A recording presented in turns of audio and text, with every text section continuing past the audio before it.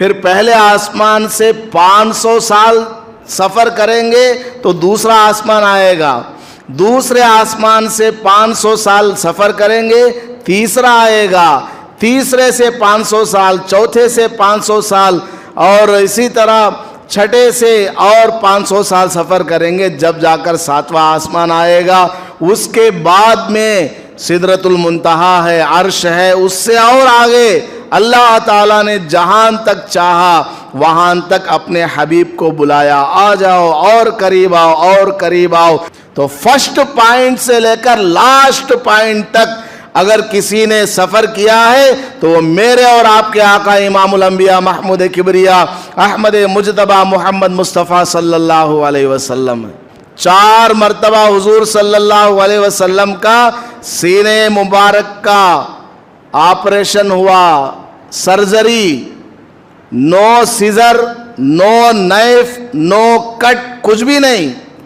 الحمدللہ نحمده ونستعینه ونستغفره ونؤمن به ونتوکل علیہ ونعوذ باللہ من شرور انفسنا ومن سیئات اعمالنا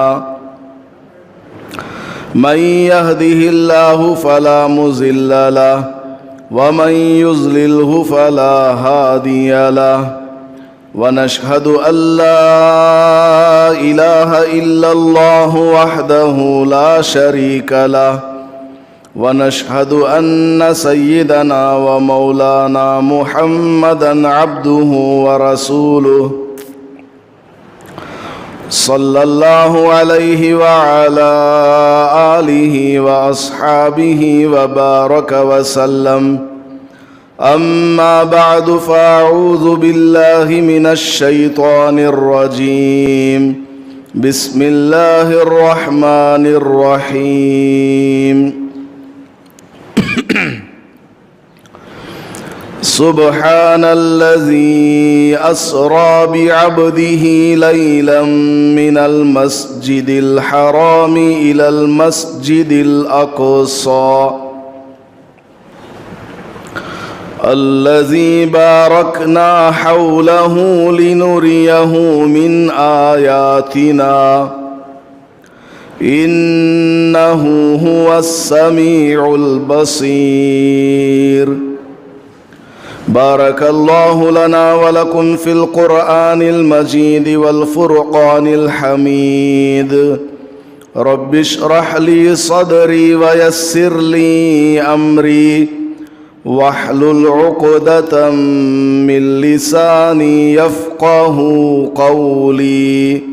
معزز سامعین کرام، میں نے جو آیت کریمہ تلاوت کی ہے یہ 15ویں پارے کی پہلی سورت کی پہلی آیت ہے۔ اس سورت کا نام سورہ بنی اسرائیل ہے۔ سورہ اسراء اس کو کہا جاتا ہے، 2 نام ہیں۔ اس آیت کریمہ میں اللہ تبارک و تعالی نے میرے اور آپ کے آقا امام الانبیاء محمود کبریا احمد مجتبی محمد مصطفیٰ صلی اللہ علیہ وسلم کا ایک ایسا عظیم الشان واقعہ بیان فرمایا ہے جو حضور صلی اللہ علیہ وسلم کی زندگی کا سب سے عظیم واقعہ ہے۔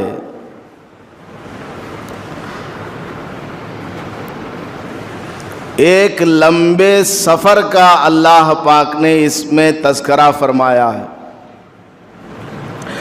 2 سفر حضور پاک صلی اللہ علیہ وسلم کے سب سے اہم اور سب سے زیادہ عظیم ہے۔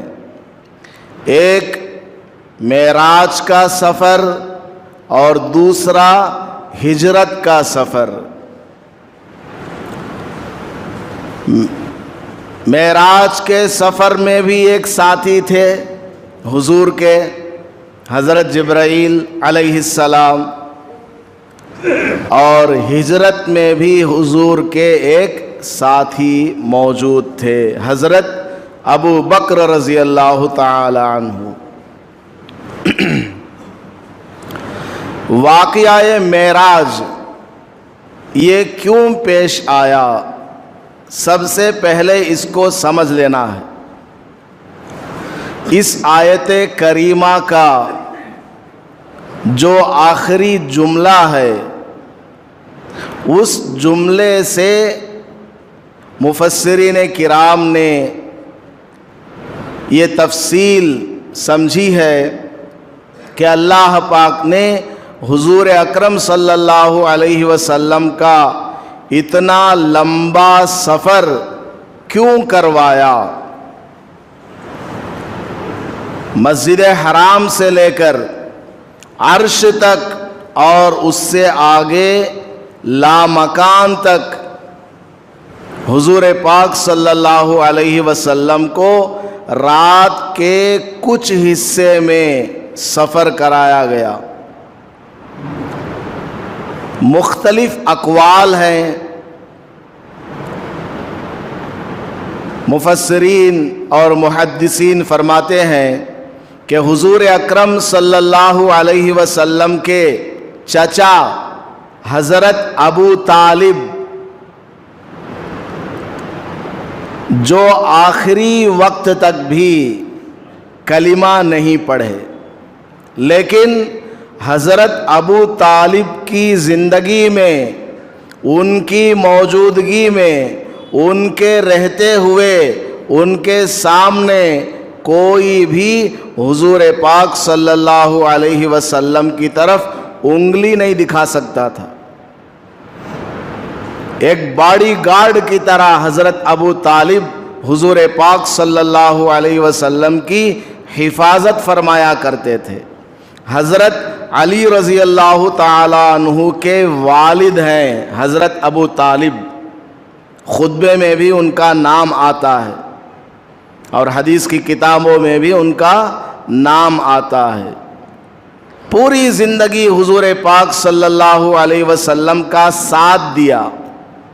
کفار مکہ، قریش، یہ سب حضور سے لڑنے، جھگڑنے، بحث کرنے، تنگ کرنے آتے، حضرت ابو طالب ان کا دفاع کرتے تھے، چلو بھاگو یہاں سے، یہ میرا بھتیجا ہے، میرے ہوتے ہوئے کوئی میرے بھتیجے کی طرف انگلی نہیں اٹھا سکتا۔ بہت زیادہ حمایت کرنے والے۔ یہ الگ بات ہے کہ حضور پاک صلی اللہ علیہ وسلم کی دعوت انہوں نے قبول نہیں فرمائی۔ آخری وقت ہے، اب روح پرواز کرنے والی ہے۔ حضور پاک صلی اللہ علیہ وسلم نے اپنے چچا سے کہا، ابو طالب سے، کہ اے چچا جان، آپ کے بہت اچھے اعمال ہیں، اگرچہ آپ نے اسلام قبول نہیں کیا لیکن آپ نے میرا ساتھ دیا ہے، بہت زیادہ آپ کی خدمات ہیں، ایک کلمہ اگر آپ پڑھ لیں گے، ایمان والے بن جائیں گے، تو پھر میں اللہ سے آپ کی سفارش کروا لوں گا۔ تو حضرت ابو طالب نے کہا اپنے بھتیجے حضرت محمد مصطفیٰ صلی اللہ علیہ وسلم سے کہ اگر میں اس وقت کلمہ پڑھوں گا تو میرے خاندان والے کہیں گے کہ موت کے ڈر سے کلمہ پڑھ لیا۔ اِنَّكَ لَا تَهْدِي مَنْ أَحْبَبْتَ، حضور پاک صلی اللہ علیہ وسلم کو اللہ تعالیٰ نے فرمایا، اِنَّكَ اے محمد صلی اللہ علیہ وسلم، آپ جس کو چاہیں ہدایت نہیں دے سکتے، ہدایت کی طرف بلا سکتے ہیں، جنت کا راستہ، جہنم کا راستہ، صراط مستقیم کا راستہ، یہ سب آپ ان کو بتا سکتے ہیں، سمجھا سکتے ہیں، پورا قرآن پڑھ کر نصیحت کر سکتے ہیں، لیکن وہ ایک ہدایت جو ہے اللہ تعالیٰ جو دیتا ہے، وہ آپ کسی کو نہیں دے سکتے. وہ ہمارا ڈپارٹمنٹ ہے. آپ کا ڈپارٹمنٹ لوگوں کو دعوت دینا, بلانا اللہ کی طرف. ہدایت ہمارے ہاتھ میں ہے.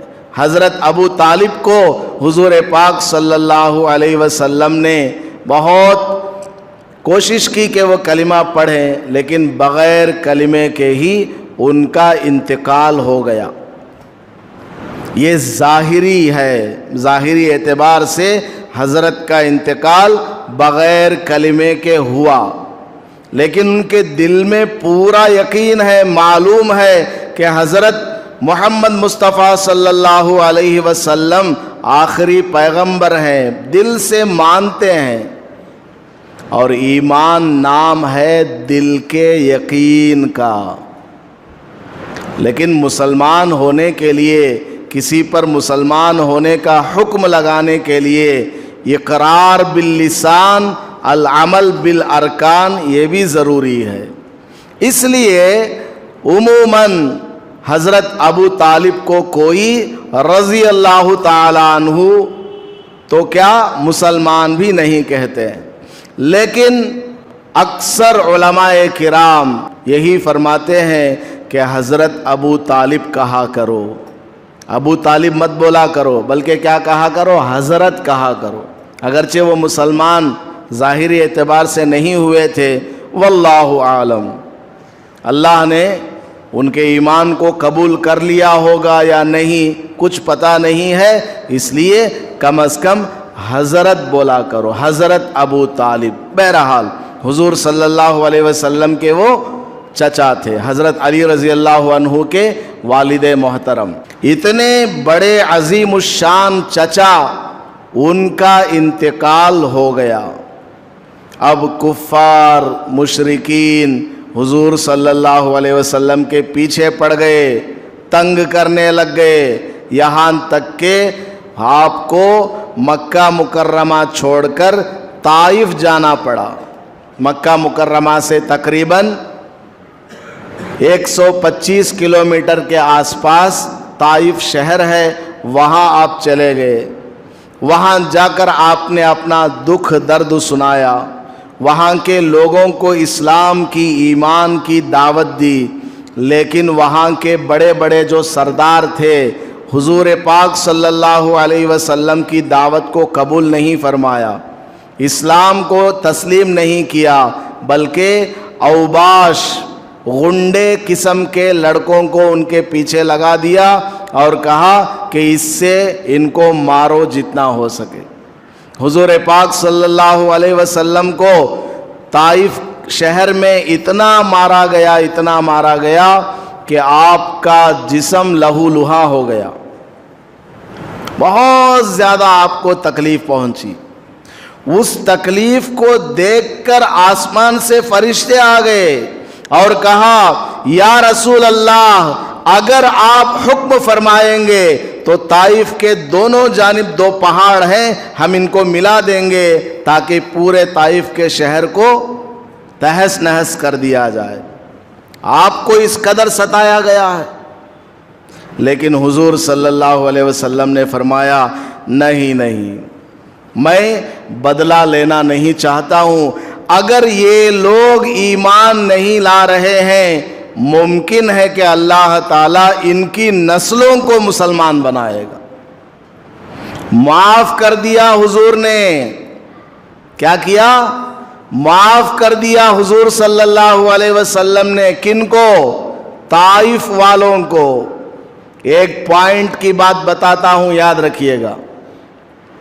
آج میں اگر یہاں ٹوپی پہن کر بیٹھ کر قرآن کی یا حدیث کی بات کر رہا ہوں, آپ لوگ اگر یہاں مسجد میں بیٹھے ہوئے دین کی بات سن رہے ہیں, ایک شخص یہاں پر آئے, ان سے پہلے حضرت مالک بن دینار رحمت اللہ علیہ ہندوستان میں آئے, کیرلا میں. آج بھی ان کی بنائی ہوئی ایک مسجد ہے لکڑی کی شاندار. ان کے تقریباً 100 سال کے بعد ایک نوجوان یہاں ہندوستان میں آئے. اس وقت ہندوستان, پاکستان اور یہ سری لنکا, بنگلہ دیش, انڈمان یہ سب ملے جلے تھے. یہ سب ایک ہی کنٹری مانی جاتی تھی, ہندوستان. ہند اس کو کہا جاتا تھا۔ تو ایک نوجوان یہاں پر آئے، ان کا نام ہے محمد بن قاسم، محمد بن قاسم۔ ان کے ذریعے یہاں پر اسلام پھیلا ہے، ان کے ذریعے یہاں پر اسلام پھیلا ہے۔ اس سے پہلے اسلام آیا تھا حضرت مالک بن دینار رحمۃ اللہ علیہ کے ذریعے۔ ان کے آنے کے بعد، محمد بن قاسم رحمۃ اللہ علیہ کے آنے کے بعد یہاں اسلام خوب پھیلا ہے۔ اور جانتے ہیں یہ محمد بن قاسم کون ہیں؟ یہ وہی ہیں جن کا خاندان طائف میں رہتا تھا۔ جن کا خاندان کہاں رہتا تھا؟ طائف میں رہتا تھا۔ اگر طائف والوں کو اس دن حضور صلی اللہ علیہ وسلم کچلنے کا حکم دے دیتے، سارے کے سارے طائف والے پس جاتے، تو شاید ہی آج ہندوستان میں کوئی مسلمان ہوتا۔ طائف والوں کے خاندان میں محمد بن قاسم پیدا ہوئے، مسلمان ہوئے، اور وہ ہندوستان آئے، اور آ کر کے انہوں نے یہاں اسلام پھیلایا۔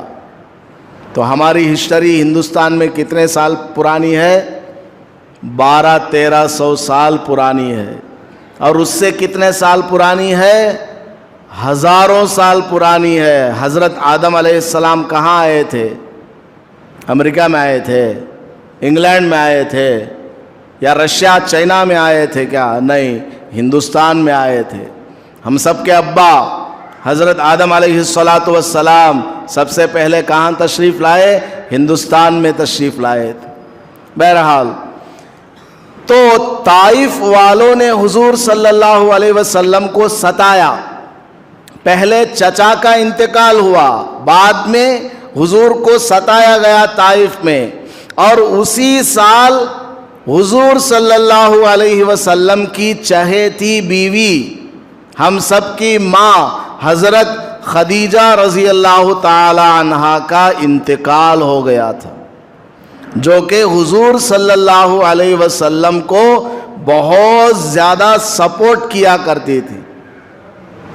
حضور صلی اللہ علیہ وسلم پر جب سب سے پہلی وحی نازل ہوئی، آپ گھبرا کر کے، انسانی فطری نیچر کی وجہ سے جو آپ کے اوپر خوف طاری ہو گیا کہ ایک پہاڑ کے اندر ایک عجیب ہیکل قسم کا آدمی آیا اور آ کر کے مجھے دبوچا سینہ پکڑ کر اور مجھ سے قرآن پڑھوایا، بہت گھبراہٹ ہو گئی۔ گھر جا کر حضرت خدیجہ کو یہ سب سنایا تو ہمت دینے والی کون تھی؟ حضرت خدیجہ رضی اللہ تعالی عنہا تھی۔ اتنی بڑی بیوی جو سب سے پہلی بیوی ہے، ان کا انتقال ہو گیا۔ مکہ مکرمہ میں گنتی کے چند مسلمانوں کے علاوہ کوئی حضور صلی اللہ علیہ وسلم کو سپورٹ کرنے والا نہیں۔ جو سپورٹ کرنے والے چچا تھے حضرت ابو طالب، ان کا انتقال ہو گیا۔ اس کے بعد آپ وہاں سے طائف چلے گئے۔ طائف میں طائف والوں نے آپ کو تنگ کیا، اور ساتھ میں حضرت خدیجہ رضی اللہ تعالی عنہا کا بھی انتقال ہو گیا۔ یہ سارے کے سارے غم ایک ہی سال آ گئے، ایک ہی بات دیگرے آگے پیچھے، کچھ مہینے آگے پیچھے۔ اس سال کو صحابہ کرام عام الحزن کہہ کر پکارا کرتے تھے، غم والا سال۔ کون سا سال ہے؟ غم والا سال۔ صحابہ آپس میں پکارا کرتے تھے۔ تو اتنے سارے غم لاحق ہو گئے۔ آپ صلی اللہ علیہ وسلم لہو لہان ہو کر طائف میں آپ ایک باغیچے میں تشریف لے گئے، انگور کا باغیچہ۔ چھوٹی سی گلی ہے طائف میں، ایک طائف سے تھوڑا آگے جائیں گے، وہاں پر ایک پہاڑ ہے، وہاں ایک مسجد ہے، غالباً اس کا نام مسجد علی رضی اللہ تعالیٰ عنہ ہے۔ اس سے تھوڑا آگے بڑھیں گے، وہیں پر سامنے ہی بالکل باریک سی گلی ہے۔ جو لوگ حج پہ جاتے ہیں، عمرے پر جاتے ہیں، طائف جاتے ہیں، تو یہ سب وہاں دیکھ کر کے آتے ہیں۔ برکت والی جگہ ہے، حضور پاک صلی اللہ علیہ وسلم وہاں تشریف لے گئے تھے۔ تو وہاں جاتے ہیں تو ایک مسجد آتی ہے، اس کا نام ہے مسجد عداس۔ اور بھی دوسرے ناموں سے پکارتے ہوں گے، لیکن ایک نام یہ بھی ہے، مسجد عداس۔ وہاں پر اس باغیچے کا ایک مالک تھا، عداس اس کا نام تھا۔ اس باغیچے میں آپ چلے گئے، طائف والوں کی تکالیف کو برداشت نہ کر سکے اور وہاں سے نکل کر آپ اس باغیچے میں چلے گئے۔ باغیچے کے مالک عداس نے کچھ انگور وغیرہ پیش کیا، آپ نے ان کو کھایا، آپ کو تھوڑا آرام وہاں پر ملا، آپ نے سارا واقعہ سنایا تو وہ جو عداس تھے انہوں نے اسلام قبول کر لیا، انہوں نے اسلام قبول کر لیا اور صحابی بن گئے رضی اللہ تعالیٰ عنہ۔ ان کے بعد ان کے نام سے ہی وہ مسجد مشہور ہو گئی۔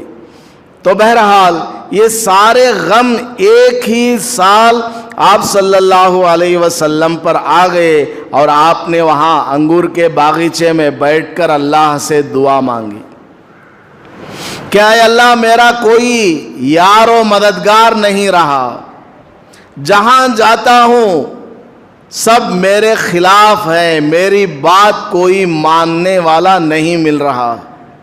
گنتی کے چند مکہ مکرمہ میں مسلمان ہیں، باقی سب کفار تنگ کر رہے ہیں، کیا اے اللہ تو مجھ سے ناراض ہو گیا؟ اس طرح کے بھی بعض الفاظ تاریخ کی کتابوں میں ملتے ہیں۔ اے اللہ اگر مجھ میں کوئی کمی ہے اور تو مجھ سے ناراض ہے، اس وجہ سے یہ سب کچھ ہو رہا ہے، تو اے اللہ میں توبہ کرتا ہوں، میں استغفار کرتا ہوں، مجھے معاف فرما۔ بڑے عجیب و غریب لہجے میں آپ صلی اللہ علیہ وسلم نے اپنے دل کا درد اللہ کو سنایا۔ پھر آپ مکہ مکرمہ واپس آ گئے، مکہ مکرمہ میں واپس آئے اور حضرت ام ہانی رضی اللہ تعالی عنہا کے گھر میں آپ آرام کرنے کے لیے چلے گئے، وہاں آپ نے آرام فرمایا۔ اللہ تعالیٰ نے حضرت جبرائیل علیہ السلام کو بھیجا کہ آج ان کو ہمارے پاس لے کر کے آؤ۔ آج ان کو کہاں لے کر کے آؤ؟ ہمارے پاس لے کر کے آؤ، ہم ان سے ملاقات کرتے ہیں، ہم ان سے بات کرتے ہیں اور ان کے دل کے اندر جو غم ہے وہ سب دور کر دیتے ہیں۔ سمجھ میں آ گئی بات؟ اللہ تبارک و تعالیٰ نے حضرت جبرائیل علیہ السلام کو بھیجا کہ جاؤ میرے حبیب کو میرے پاس لے کر کے آؤ۔ تو یہ واقعہ ہے معراج کا واقعہ، جو کہ قرآن شریف کی اس آیت میں ہے۔ اس آیت کے آخر میں کیا ہے؟ اِنَّهُ هُوَ السَّمِيعُ الْبَصِيرُ۔ اللہ پاک نے حضور صلی اللہ علیہ وسلم کو راتوں رات اتنا لمبا سفر کروا کر اپنے پاس بلایا اور رات ہی رات میں ان کو واپس اپنے گھر بھیج دیا۔ رات کے مختصر سے وقت میں یہ سارا کام مکمل ہوا۔ یہ سب اللہ نے کیوں کیا؟ اِنَّهُ هُوَ السَّمِيعُ، اس لیے کہ اللہ تعالیٰ بندے کی بات کو سننے والا ہے۔ حضور پاک صلی اللہ علیہ وسلم نے جو بات اللہ سے کی، جو اللہ سے دعا مانگی، اس کو اللہ تعالیٰ نے سن لی ہے۔ اللہ تعالیٰ حضور کیا بولتے ہیں، حضور کو کیا جواب دیا جاتا ہے، یہ سب سن رہے ہیں۔ والبصیر، البصیر، اور اللہ تعالیٰ دیکھنے والا ہے، اللہ تعالیٰ دیکھتا ہے۔ ہماری طرح اللہ کو کوئی آنکھ نہیں ہے، لیکن اللہ تعالیٰ آنکھ کے بغیر دیکھتا ہے۔ آنکھ کا اللہ تعالیٰ محتاج نہیں، وہ دیکھتا ہے سب کو۔ حضور پر کیا کیا تکالیف آ رہی ہیں، کیا کیا پریشانیاں آ رہی ہیں، یہ سب اللہ تبارک و تعالیٰ دیکھنے والا ہے۔ تو حضور کو تسلی دینے کے لیے حضور کو ایک سفر کرایا گیا۔ آدمی اپنے گھر میں بیٹھا رہتا ہے، بور لگتا ہے، سال ہو گیا گھر میں ہی ہے، کہیں آنا جانا نہیں ہوا، آدمی کو بور لگنے لگتا ہے، ٹائم پاس نہیں ہوتا، تو آدمی کیا کرتا ہے؟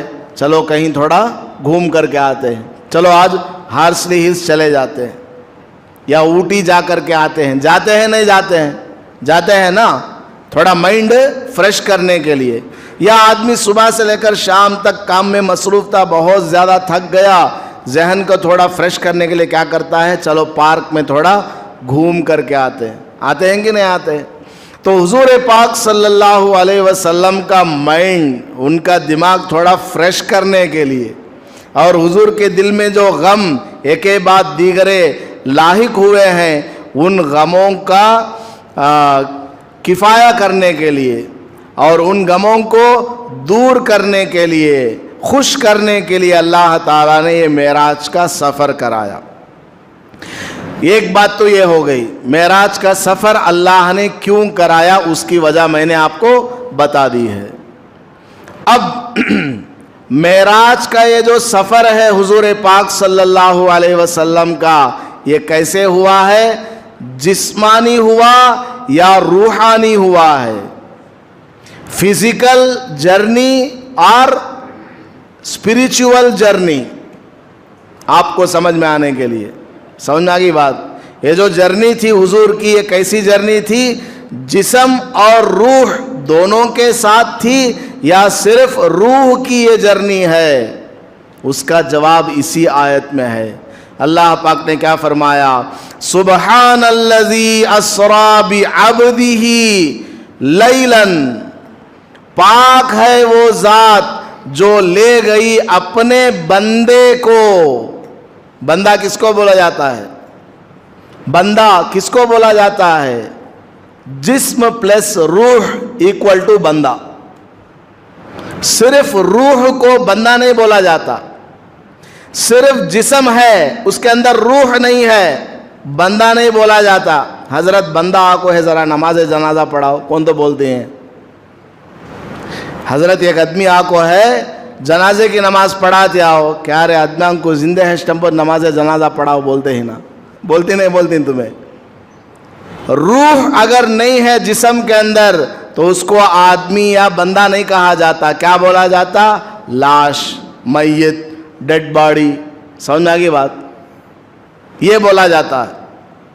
اور صرف روح اگر ہو اس کو بھی عبد نہیں بولا جاتا, بندہ نہیں بولا جاتا.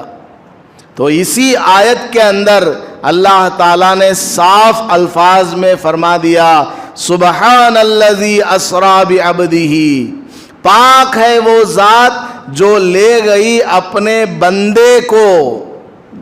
یہ بندے کا لفظ بول کر اللہ نے صاف فرما دیا کہ یہ جو سفر ہوا ہے معراج کا, یہ خواب والا نہیں ہے بلکہ فزیکلی جرنی ہے.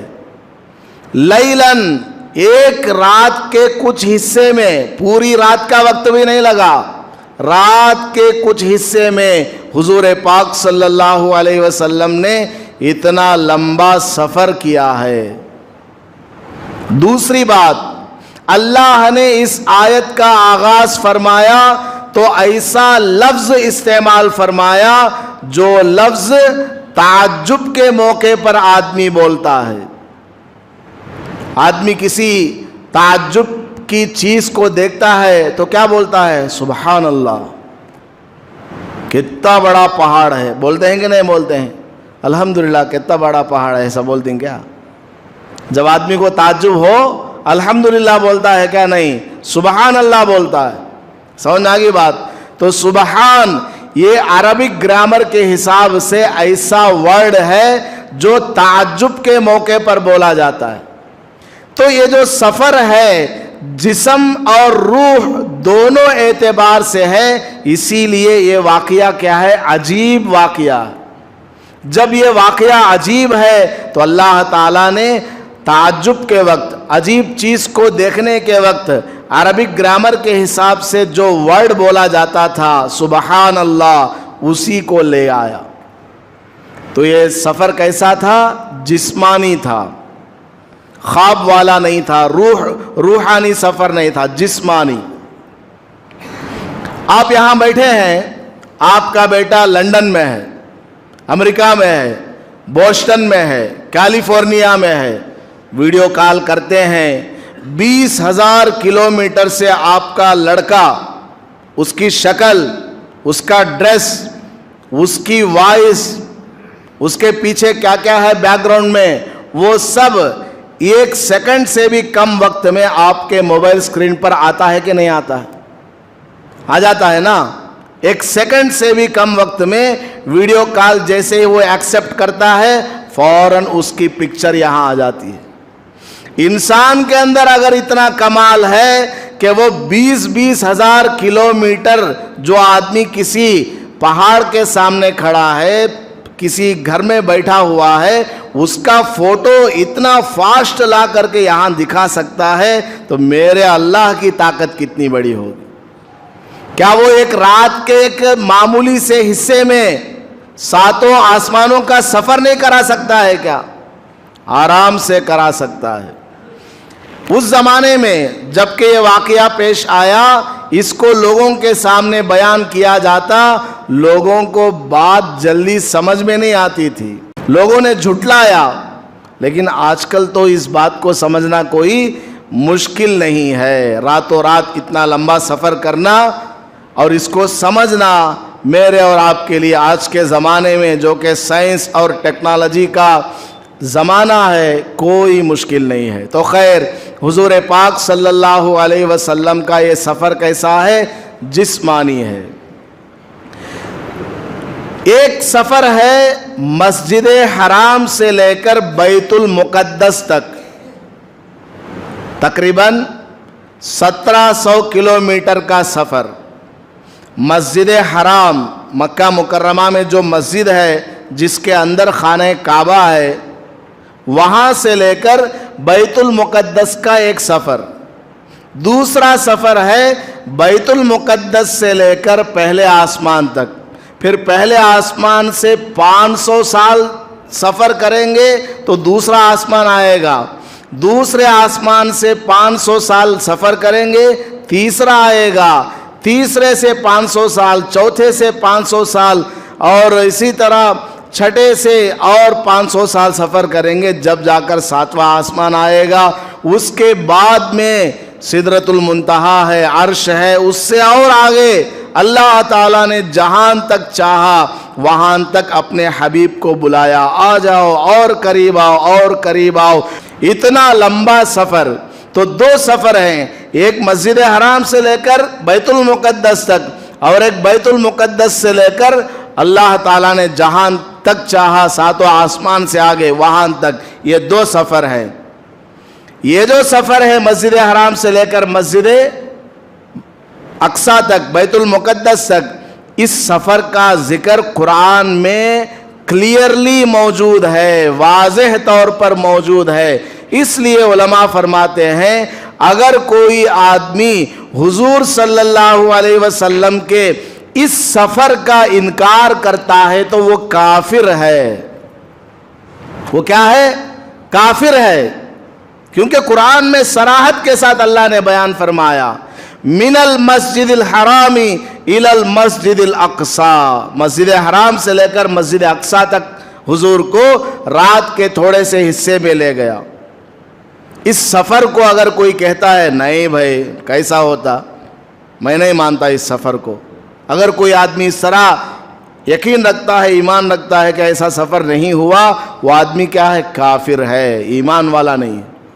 दूसरा सफ़र वहाँ से लेकर अल्लाह ने जहाँ तक चाहा वहाँ तक, ये सफ़र जो है कुरान की सूरह नजम की आयत से साबित है, लेकिन उसमें क्लियरनेस नहीं है। नस्से क़तई जिसको कहा जाता है अरबिक ग्रामर में, वैसा वो नहीं है। अहादीस के अंदर बिल्कुल क्लियर के साथ मौजूद है कि वहाँ से लेकर आसमानों तक और उससे आगे तक हुजूर पाक सल्लल्लाहु अलैहि वसल्लम का सफ़र कैसे हुआ है। इसलिए कुरान में चूंकि क्लियर से ये बात नहीं है मेराज वाली, इसलिए अगर कोई आदमी मेराज के सफ़र का इनकार करता है, यानी मस्जिद अक्सा बैतुल मुक़द्दस से लेकर आसमानों तक का जो सफ़र है, इस सफ़र को अगर कोई आदमी नहीं मानता तो उसको काफिर नहीं कहेंगे, लेकिन क्या बोलेंगे? फासिक है, बद्दीन है, गुमराह है। क्योंकि हदीस में तो मौजूद है ना, एक हदीस में नहीं, मुतवातिर कहते हैं ऐसी हदीस को जिसको इनकार करना इम्पॉसिबल है। मोटी बात बता रहा हूं, जिसको इनकार करना क्या है? नामुमकिन है। ऐसी हदीस حدیثوں میں ہے 25 صحابہ کرام سے یہ معراج کا واقعہ مختلف احادیث کی کتابوں میں ہے. تو اس کا انکار کرنے والا کافر تو نہیں ہے لیکن فاسق فاجر ضرور ہے. اور بعض علماء جو کہ تھوڑا سختی سے کام لیتے ہیں انہوں نے فرمایا چاہے یہ سفر ہو مسجد حرام سے لے کر مسجد اقصی تک کا یا وہ سفر ہو، دونوں کا انکار کرنے والا کافر ہے. بہرحال تو حضور پاک صلی اللہ علیہ وسلم کے بارے میں ہمارا ایمان ہے، ہمارا عقیدہ ہے کہ آپ صلی اللہ علیہ وسلم کو اللہ نے رات کے کچھ ہی حصے میں اتنا لمبا سفر کرایا. ایک اور بات بتا دیتا ہوں، اگلی جمعہ باقی تفصیل سے بتاؤں گا کہ معراج کے واقعے میں آپ نے کیا کیا چیزوں کو دیکھا، جنت جہنم، اور راستے میں کن کن پیغمبروں سے ملاقاتیں ہوئیں، کیا کیا باتیں ہوئی، یہ سب اگلی جمعہ انشاءاللہ بتاؤں گا. ابھی بس ایک اور پوائنٹ بتاتا ہوں. کیا ہے؟ حضور پاک صلی اللہ علیہ وسلم ام ہانی کے گھر میں آرام فرما رہے تھے. جبرائیل علیہ السلام وہاں آ گئے تھے، وہاں سے ان کو اٹھا کر مسجد اقصی نہیں لے گئے بلکہ وہاں سے اٹھا کر کہا گیا مسجد حرام چلیے، مسجد حرام تشریف لے جائیں کعبۃ اللہ کے پاس. وہاں سے ان کو حضور صلی اللہ علیہ وسلم کو آسمانوں پر لے جایا گیا. وجہ کیا ہے؟ ریزن کیا ہے؟ دنیا بننے سے 2000 سال پہلے اللہ نے خانہ کعبہ کی زمین کو بنا دیا. پوری زمین میں جو خانہ کعبہ کا حصہ ہے، کعبۃ اللہ کا حصہ، وہ جو اسکوائر کا حصہ ہے، وہ حصہ اللہ نے اس زمین کو، پوری زمین کو بنانے سے 2000 سال پہلے بنا دیا ہے. تو سب سے پہلی جگہ ہے زمین میں، سب سے فرسٹ جگہ، سینٹر آف دا ورلڈ، سب سے پہلی وہ جگہ ہے. تو پہلی جگہ سے اللہ تعالیٰ سفر کا آغاز کرانا چاہتا ہے تاکہ حضور کا سفر پہلی جگہ سے شروع ہو کر آخری جگہ تک ہو جائے. آخری جگہ کون سی ہے؟ اللہ کا عرش ہے، اور اس سے آگے لامکان جہاں تک اللہ تعالیٰ چاہتا ہے. تو فرسٹ پوائنٹ سے لے کر لاسٹ پوائنٹ تک اگر کسی نے سفر کیا ہے تو وہ میرے اور آپ کے آقا امام الانبیاء محمود کبریا احمد مجتبی محمد مصطفیٰ صلی اللہ علیہ وسلم ہے. اتنی بڑی ہستی، اس لیے ام ہانی کے گھر سے اٹھا کر کے بیت اللہ کے پاس لایا گیا، وہاں سے سفر کرایا گیا. سفر کرانے سے پہلے حضور کا آپریشن بھی کیا گیا. 4 مرتبہ حضور صلی اللہ علیہ وسلم کا سینے مبارک کا آپریشن ہوا، سرجری، نو سیزر، نو نائف، نو کٹ، کچھ بھی نہیں. 4 مرتبہ حضور پاک صلی اللہ علیہ وسلم کا ہارٹ کا سرجری ہوا، دل کو نکالا گیا. وہ کب ہے 4 مرتبہ؟ وہ انشاءاللہ اگلی جمعہ کو بتاؤں گا. اور راستے میں کیا کیا عجیب و غریب واقعات پیش آئے، آپ نے کیسے کیسے مناظر کو دیکھا، مردوں کو جنت میں، عورتوں کو جنت میں، جہنم کے اندر مردوں کو عورتوں کو کس طرح دیکھا ہے، وہاں پر کیسے دکھایا گیا. اور یہ ساری کی ساری باتیں انشاءاللہ تفصیل سے جتنا ہو سکے اگلی جمعہ بیان کرنے کی کوشش کروں گا. بس اتنا ہمیں ایمان اور عقیدہ رکھنا ہے کہ حضور پاک صلی اللہ علیہ وسلم کا یہ معراج کا سفر حق ہے. یہ جو معراج کا سفر ہے بالکل حق سفر ہے، اس میں ذرہ برابر ہمارے دل میں کوئی شک یا شبہ نہیں ہے. قرآن کریم میں اس کا تذکرہ ہے اور احادیث کے اندر بھی اس کا تذکرہ ہے. ایک بات رہ گئی وہ بھی بتا دیتا ہوں، معراج کا یہ سفر کب پیش آیا؟ اکثر لوگوں کے درمیان جو مشہور ہے وہ کیا ہے؟ یہ جو رجب کا مہینہ چل رہا ہے، آج 13 تاریخ ہے تو 27 تاریخ کو یہ واقعہ پیش آیا. عام لوگوں میں یہی مشہور ہے، لیکن اس سفر کی تاریخ کا کسی کو پتہ نہیں. ایگزیکٹ کون سی تاریخ ہے؟ کیوں پتہ نہیں ہے؟ اس لیے پتہ نہیں ہے کہ اس رات میں کوئی عبادت نہیں ہے. اس رات کو کرنے والی اگر کوئی عبادت ہوتی تو صحابہ کے اندر یہ بات خوب پھیلتی کہ دیکھو بھائی فلاں تاریخ کو اتنے رکعت نماز پڑھنا ہے، फलां कुरान की तिलावत करना है, फलां सूरत की वगैरह। सहाबा के दरमियान इस तरह ज़रूर कोई ना कोई बात फैलती, सहाबा के अंदर ऐसी कोई बात फैली ही नहीं। तो पता क्या चला कि ये जो मेराज का सफ़र है ये कौन सी तारीख को हुआ है, इसके बारे में किसी को इल्म नहीं है। बाज़ सहाबा ने रजब का नाम लिया, बाज़ सहाबा ने रबीउल अव्वल का नाम लिया।